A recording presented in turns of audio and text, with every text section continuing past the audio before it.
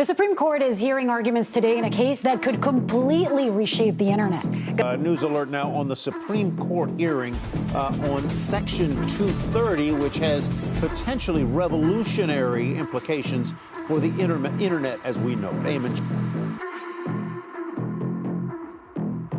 So दोस्तों welcome back to the channel. नमस्ते जी एंड चलिए शुरू करते हैं। दोस्तों 1995 में गूगल और फेसबुक के आने से पहले एक कंपनी थी, उसका नाम था प्रोडिजी, और एक दूसरा इन्वेस्टमेंट फर्म था, उसका नाम था स्ट्रैटन ऑकमंड। सो बेसिकली स्ट्रैटन ऑकमंड ने प्रोडिजी पे केस किया फॉर $200 मिलियन एंड ये जो इन्वेस्टमेंट फर्म है, इसका जो कंप्लेंट था वो काफी सिंपल था कि प्रोडिजी सिर्फ एक ऑनलाइन कंपनी नहीं बल्कि एक कंटेंट मॉडरेटर भी है। मीनिंग कि प्रोडिजी डिसाइड करता है कि कौन से यूजर का कंटेंट उसे, कौन से यूजर का कमेंट उसे पब्लिश करना है और कौन से यूजर का कमेंट उसे पब्लिश नहीं करना है। सो बेसिकली ये जो इन्वेस्टमेंट फर्म था वो बोल रहा था कि you are just being like a newspaper and a court in your even agree to it. So court ने भी ये माना कि जैसे हम लोग न्यूज़पेपर कंपनी पे केस करते हैं अगर वो कोई हेट या टॉक्सिक वाला कमेंट पब्लिश करता है, सो सिमिलर वे में आप पे भी केस किया जा सकता है if you choose to moderate content. और इसकी वजह से जो यूएस में जो लोग पावर में थे उन लोगों ने ऐसा सोचा कि अगर ऐसा ही चलता रहा तो जितने भी प्लेटफॉर्म्स हैं वो काफी ज्यादा ट्रबल में आ सकते हैं और इंटरनेट का जो ग्रोथ है वो कम हो सकता है। इसीलिए उन्होंने एक नया कानून को इंट्रोड्यूस किया और उस कानून का नाम है section 230। So basically section 230 says कि जितने भी कमेंट्स अगर एक प्लेटफॉर्म पे आते हैं तो जो यूजर है जो उस कमेंट को कर रहा है वो खुद रिस्पॉन्सिबल है उस कमेंट के लिए एंड कोई भी जो इंटरनेट कंपनीज है वो उस चीज के लिए रिस्पॉन्सिबल नहीं है।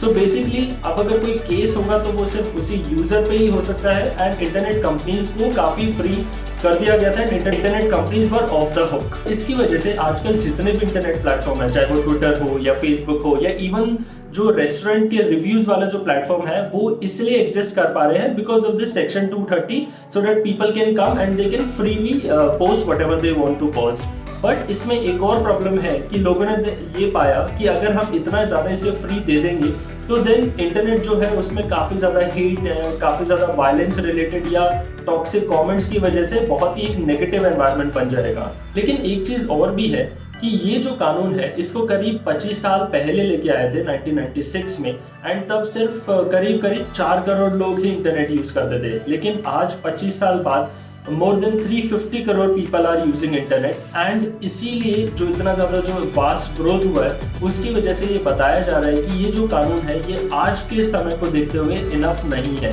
बिकॉज उसका एक और कारण है कि आजकल जितने भी प्लेटफॉर्म्स हैं, चाहे वो ट्विटर हो या फेसबुक हो या यूट्यूब हो, now they are not moderating the content but they are also recommending the content to users. So देखिए 2015 में पेरिस में टेरर अटैक हुआ था एंड उस अटैक में 130 लोग मारे गए थे and parents of one of the victims decided to file a case against Google. अब आप सोच रहे हो कि गूगल क्यों? सो बेसिकली प्रॉब्लम था यूट्यूब का रिकमेंडेशन एल्गोरिथम। सो उन पेरेंट का कहना था कि यूट्यूब जो ये हार्मफुल कंटेंट है ये उन सभी ब्रेन वॉश्ड इंडिविजुअल्स को रिकमेंड करता है एंड जो टेररिस्ट ऑर्गेनाइजेशंस है वो इसका फायदा उठा के जितने भी ब्रेन वॉश्ड इंडिविजुअल्स हैं उनको रिक्रूट करते हैं एंड उनके थ्रू ये टेरर अटैक्स करवाते हैं। सिंपली पुट उन पेरेंट्स का ये कहना था कि जो यूट्यूब रिकमेंडेशंस देता है इसको भी बंद करना चाहिए और ये सेक्शन 230 के अंडर नहीं आता है।